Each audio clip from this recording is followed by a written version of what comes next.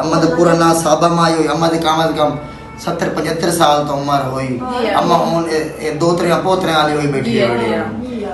ये दसो कि जेले अखे ने डॉक्टर ने चेक करवाया ये खाने वाल ये 20 दिन पहले उन्हें उस टाइम क्या किया उस टाइम अम्मा उन्हें के आंख बढ़ती नहीं अच्छा अच्छा उन्हें आंख नहीं बढ़ती अच्छा बाबे लाहौर लगे बने किराची लगे अच्छा उन्हें जवाब दे छोड़या ये जेडी ये तुम्हारी मर्ज है ना एक तो उम्र दा तकाज़ा होया जेले 70-75 साल दी उम्र इंसान चला वेंदा तो उस टाइम थोड़ा असाब कमजोर हो वेंदे के कमजोर हो वेंदे असाब कमजोर हो वेंदे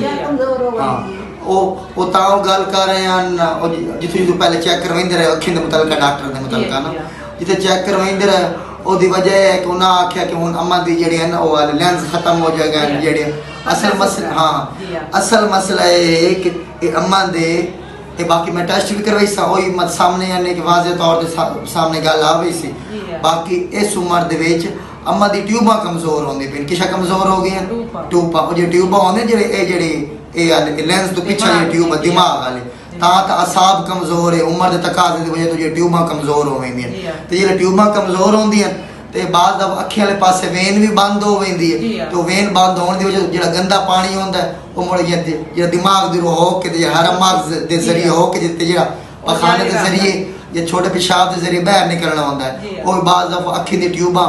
या अखी दी वेन बंद होने दी वजह तो बाद ओ पानी जेड़ा है ना वो दिमाग जो निकलने की बजाय मुड़ अख वाले हिस्से वाले पासे पानी आना शुरू हो वेंदा ये दवाई लिखसो अम्मा ये जी अच्छी होंदी अंगियारी जी होंदी है अम्मा थोड़ा मुश्किल है भाई तकलीफ है जवादी अम्मा बहुत ज्यादा ये नीरी तकलीफ है ज्यादा वो ज्यादा सारी कावड़ गुस्सा चत्ता कितना करेंदी अम्मा हुन हां तो एडा कोई नहीं करेंदी ए जे अम्मा ये तो ए आँख वाला कोशिश करेंगे इलाज करेंगे उम्मीद काफी है बेहतर हो वैसे अम्मा ये आंख मेरी का ए हाल ताकि आँखी पानी रुक जावे आँखी दी कोई नजर बेहतर हो जावे बाकी मैं था इमरजेंसी इतना दवाई भी लिखने इमरजेंसी इलाज ही करेने अखी दे मुतलका भी बाकी जे 2-3 जे खून दे टेस्ट नम्मा दे ओही करेने कान डबरे कितने होंदे कन्ने शुगार कितना होंदा अम्मा कन्ना खून पानी आ पी अच्छा